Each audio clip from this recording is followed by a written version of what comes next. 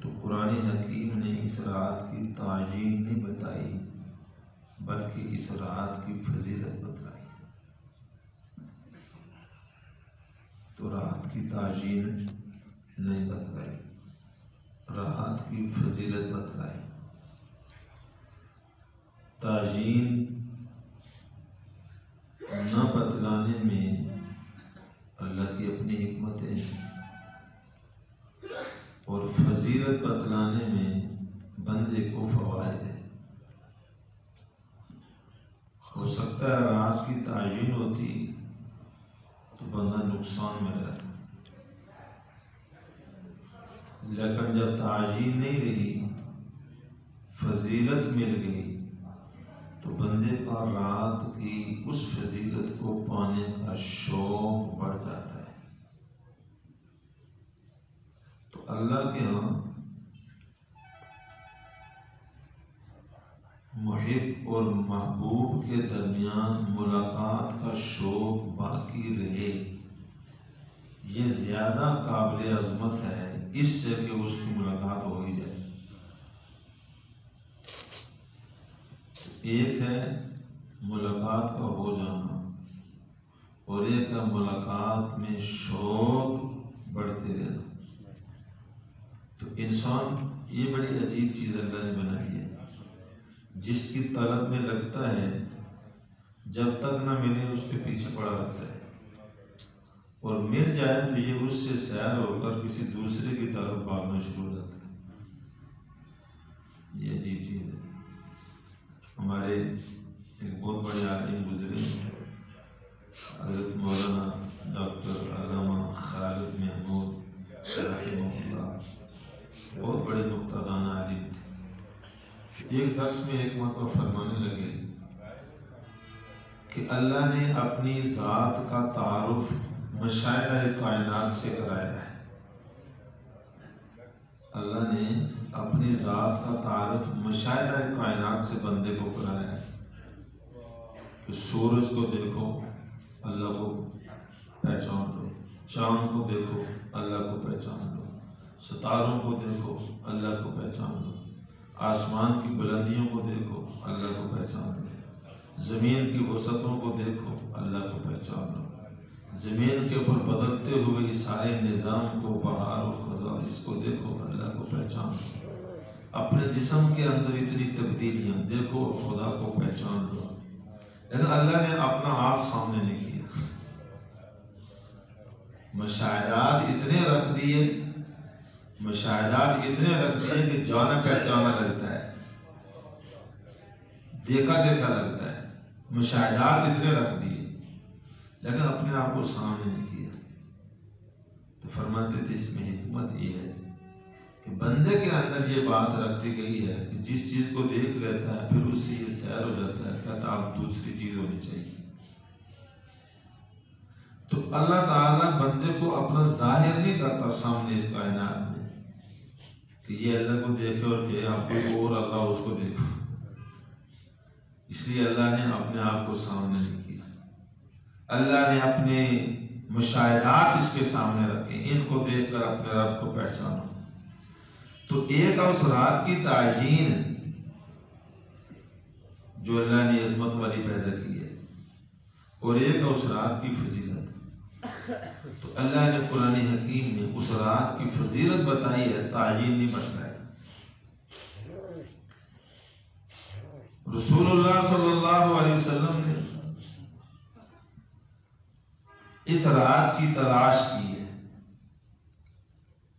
اس رات کی تلاش کی ہے، اور بعض تو اہل علم کے ہاں یہ قول ہے کہ پورا سال جو آدمی بلا ناغہ شب بیداری کرے اللہ کے ہاں عبادت میں، تلاوت میں، وہ اس رات کو پا سکتا ہے۔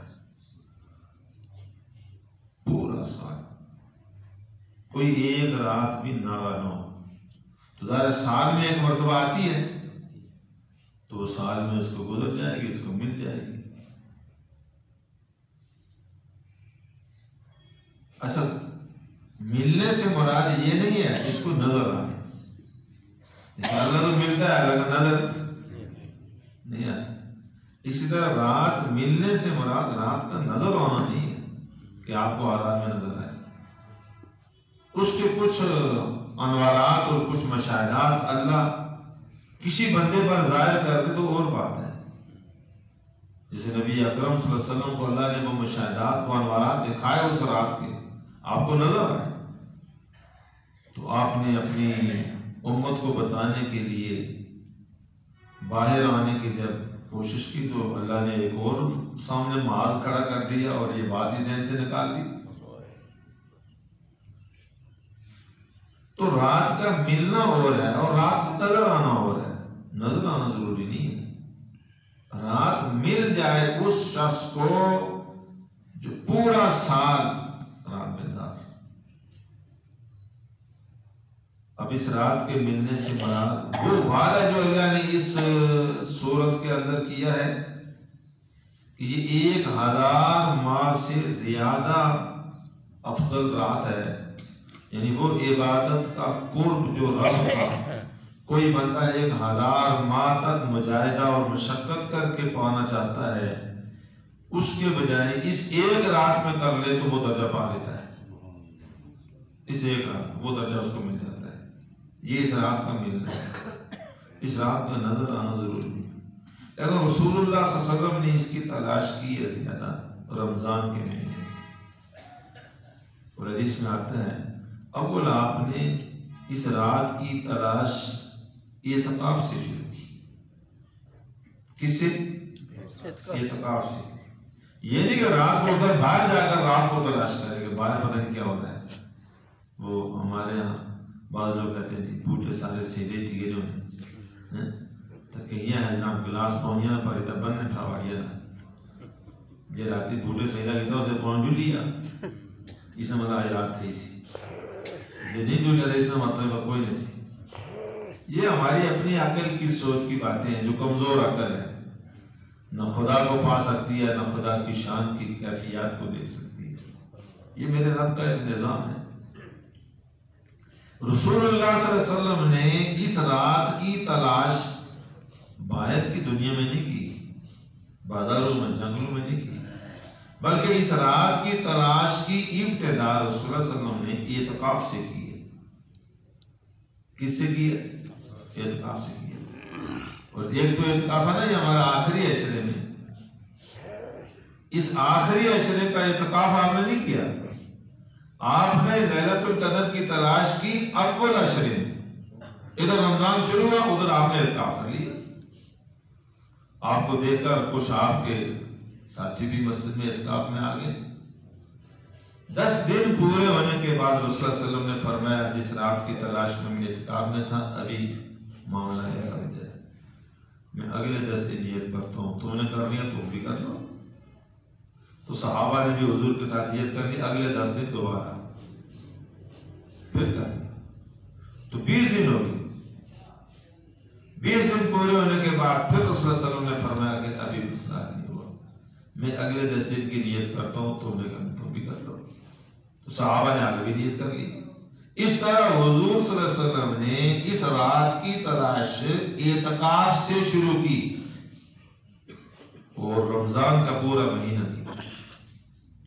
اس لیے آپ جمہور علماء کا مسلک یہ ہے کہ پورا سال جاگنے کی ضرورت نہیں ہے، رمضان کا مہینہ ہے. کون سا مہینہ؟ رمضان کا مہینہ ہے اس لیلۃ القدر کا مہینہ. اس لیے حضور نے رمضان میں اس کو تلاش کیا اور پورا مہینہ اعتکاف کیا اس کے لیے. پھر آپ صلی اللہ علیہ وسلم نے امت کو تعلیم بھی دی تحروا لیلۃ القدر، لیلۃ القدر کو تلاش کرو فی العشر الاواخر من رمضان، رمضان کے آخری عشرے میں، وتر من اللیل، طاق رات کے اندر. اب آپ نے پورا مہینہ تلاش کی اور امت کو مزید سہولت دے دی تو پورا مہینہ بھی چھوڑ، آخری 10 دن تیاری کر لو، آخری 10 دن محنت کر لو. اب کیا مطلب ہے کہ وہ محنت جو ہر ایک کو کرنی تھی اس کے کرنے کے بجائے ہمارے مصطفیٰ نے کر لی، انہوں نے کر لی. اور اللہ نے ان کو دکھا بھی دی، اور وہ جو آپ کو ملی وہ آخری عشرے میں ملی۔ اس لیے اللہ کے رسول نے اپنی امت کو سہولت بتاتے ہوئے ان مع العسر یسرا، الدین یسر، دین سہولت کا نام ہے، تو فرمایا رات کے آخری، یہ رمضان کے آخری عشرے میں اس کے اندر اس رات کو تلاش کر لو۔ پھر یہ بھی تعظیم کر دی کہ تاج راتوں میں کر لو، تاج راتوں میں۔ پھر ان تاج راتوں کے اندر بھی حضرت ربیع بن کعب رضی اللہ تعالی عنہ صحابہ میں یہ بالکل اپنی الگ رائے رکھتے ہیں، اور یہ کہتے ہیں صرف 27ویں شب ہے جو آج رات کو ہونے والی ہے، لیلۃ القدر یہ صرف 27ویں شب کو ہے۔ لوگ سوال کرتے رہتے جی سعودیہ پہلے تھی ساڑھی بات ہو سی، اس دفعہ ایک ہی ہے، ادھر بھی ہے ادھر بھی ہے، آپ کو مسئلہ بھی ختم ہو گیا ہے، اس دفعہ ایک ساتھ چل رہے۔ تو 27ویں شب کے لیے انہوں نے بڑا زور دے کر کہا کہ مجھے پورا یقین ہے کہ یہ 27ویں شب ہے۔ کہتے جب اللہ نے اپنے رسول کو دکھائی تھی اس رات کی نشانی یہ تھی کہ آپ صلی اللہ علیہ وسلم کے ماتھے کے اوپر کچھ جو ہے وہ مٹی کا نشان تھا۔ وجہ یہ ہوئی تھی کہ اس رات کو بارش ہوئی تھی، تو مسجد نبی تو کچی تھی، لنٹر تو تھے نہیں، تو اوپر سے پانی بھی آیا تھا، تو جگہ گیلی ہو گئی تھی، اس لیے ماتھے پر کچھ نشان تھا۔ فرمایا وہ رات 27ویں تھی، جب حضور نے اس کے ملنے کا ذکر کیا تھا اس رات کو آپ صلی اللہ علیہ وسلم کے ماتھے پر، اور وہ 27ویں رات تھی، اس لیے وہ قسم اٹھا کر کہہ دیتے تھے بلا استثناء 27ویں شادی ہے۔ لیکن جمہور علماء نے 27ویں کے اوپر تعیین پکی نہیں کی، 27ویں بھی ہے، اس کا انکار نہیں، لیکن جو اللہ کے رسول نے قاعدہ بتایا اس کے اوپر چلو، تو 21 کو بھی تلاش کرو، 23 کو تلاش کرو، 25 کو، 27 کو، 29 کو۔ اور بعض حضرات نے چاند کی تاریخوں میں اگر یہ 29 کا ہے تو پھر یہ 21، 23، 25 اس اعتبار سے، اور اگر چاند 30 کا بن جائے تو پھر وہ کہتے ہیں 22، 24، 26، 28، 30، پھر اس حساب سے۔ تو گویا کہ پورا عشرہ ہر دو اہتمام میں یہ اس رات کی فضیلت کو پانے کے لیے، اس کو لینے کے لیے، اس کے درجات کو اپنے نامہ اعمال میں سمیٹنے کے لیے کرنا کیا ہوتا ہے کہ بس اللہ کے ساتھ اپنا تعلق قائم کر لو، اللہ کے ساتھ۔ حضرت شیخ الحدیث مولانا یوسف صاحب رحمۃ اللہ تعالی علیہ ایک درس میں انہوں نے اس رات کے متعلق بات کی، وہ ایسی میرے دل پہ پکی ہوئی نا، ہر بات بولتی ہے، یہ کبھی نہیں بولتی۔ وہ کہتے ہیں کہ ہمارے یہاں یہ لوگوں کے رواج بن گئے ہیں کہ 27ویں رات ہوگی جی، آج پورا علاقہ جمع ہوگا جی، لوگ جمع ہو گئے جی، سار تک سپیکر کھلے ہوئے، مولوی نعتیں پڑھ رہے ہیں، تقریریں کر رہے ہیں، اور جو مخلوق محلے میں اکثری پریشان ہے، کو کس حساب سے نہ کسی کی نیند پوری ہونے دیتے ہیں، نہ کسی کو اپنے طور پہ عبادت اور ریاضت میں اس کو موقع دیتے ہیں، ایک شور شرابے کا، یہ اسلام کا مزاج نہیں ہے۔ وہ بڑی خوبصورت بات کہتے تھے، وہ فرماتے تھے مسئلہ یہ ہے کہ دنیا میں کسی بڑے کی ملاقات ہو تو ملاقات کے دو طریقے ہوتے ہیں، ایک خصوصی ملاقات ہوتی ہے، ایک عمومی ملاقات ہوتی ہے، ایک خصوصی ملاقات، اور ایک تو خصوصی ملاقات صرف آپ سے ہے، کسی اور سے، اور عمومی ملاقات میں آپ بھی آ جائیں اور بھی آ جائیں۔ اب شادی کے اوپر جو عموماً دعوت ہوتی ہے وہ عمومی ہو جاتی ہے، چھوٹے بڑے سارے ہی آ جاتے ہیں، لیکن شادی سے ہٹ کر کسی کی آپ نے دعوت کی، آپ کی میری دعوت ہے، تو آپ اس کے گھر اپنی ساری فیملی، سارے بچے لے کر پہنچ جائیں، وہ تو کہے گا یہ کیا کیا اس نے، ہم نے صرف اس کو بلایا تھا، یہ سب کو لے کر آیا، کھانا تو ہم نے 2 آدمی کا پکایا، یہ 10 کو اٹھا کر لے آیا۔ تو دنیا والوں کا بھی دستور ہے، کچھ خصوصی ملاقات ہوتی ہے، کچھ عمومی ملاقاتیں ہوتی ہیں۔ تو حضرت نے فرمایا کہ اللہ کے دربار میں بندے کی ملاقات 2 طرح سے ہے، ایک خصوصی دربار ہے، ایک عمومی دربار ہے۔ عمومی دربار ہے کہ سب آ جاؤ، چھوٹے آ جاؤ، بڑے آ جاؤ، مرد آ جاؤ، عورتیں آ جاؤ، بچے آ جاؤ، امیر آ جاؤ، غریب آ جاؤ، شاہ گدا سب آ جاؤ. یہ عمومی دعوت ہے. فرمایا اللہ نے اس کے لیے رکھا ہے جمعے کا دن. اللہ نے اس کے لیے کیا رکھا ہے؟ یہ عمومی دربار ہے. سب آؤ جمعہ پڑھو، اللہ سے اپنے مل کر دعائیں کرو، اپنے لیے مانگو. فرمایا جس طرح سال میں یہ ایک رات ایسی ہے کہ اس میں عبادت کرنے والا، بیدار رہنے والا، اللہ سے اپنا تعلق قائم کرنے والا اس رات کی عظمتوں کو پا لیتا ہے، اسی طرح فرمایا جمعے والے دن بھی ایک خاص گھڑی ہے. اس گھڑی کے اندر اگر اللہ سے اپنا معاملہ بندہ عبادت میں، دعاؤں میں لگا ہوا پایا جائے تو اس کے سارے گناہ معاف ہو جاتے ہیں. جمعے کے اندر بھی یہ گھڑی اللہ نے چھپا کر رکھی ہوئی ہے، اس کی تعین نہیں کی، لیکن جمعے کے اندر ہے. تو یہ عمومی دربار ہے، سب آ جاؤ. اسی لیے جامع مسجد ہر محلے کا مزاج اسلام کا نہیں ہے. یہ ہمارے لوگوں نے اپنے آپ کو بگاڑا ہے. ہر محلے میں ادھر مسجد جامع، ادھر مسجد جامع، ادھر ادھر، ہر گاؤں کے اندر ایک سسٹم شروع ہو گیا ہے. اسلام کا مزاج نہیں ہے. اسلام کا مزاج یہ ہے کہ جامع مسجد ایک ہو، گرد و نواح کی محلے کی مساجد کے نمازی سارے اس ایک مسجد میں آ کر جمع پڑے تاکہ دربار بڑا ہو جائے، دربار بڑا ہو جائے، مجمع بڑا ہو جائے. اب دیکھو اللہ نے یہ تو اچھا کیا ہمارے لیے کہ آج کی جگہ ایک ہی رکھی، ورنہ جمعے کی طرح اگر آج کی بھی اجازت ہوتی تو پھر آپ ہر محلے کے اندر آج ہوتا. تو وہ جو پوری دنیا کا اللہ نے ایک ہی آج رکھا ہے، اب لاکھوں انسان ہوں گے ایک ہی جگہ ہوں گے تو کہتے جی کتنا بڑا آج ہوا، اتنا بڑا مجمع آ گیا.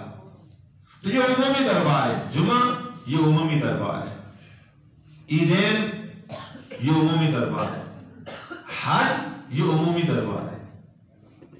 آپ بیٹھ جائیں گے، مجمع متاثر ہوتا. تو یہ عمومی دربار ہے، بات سمجھ آئی. اور فرمایا ایک خصوصی دربار ہے. خصوصی دربار، خصوصی دربار فرمایا لیلۃ القدر ہے، شب قدر ہے،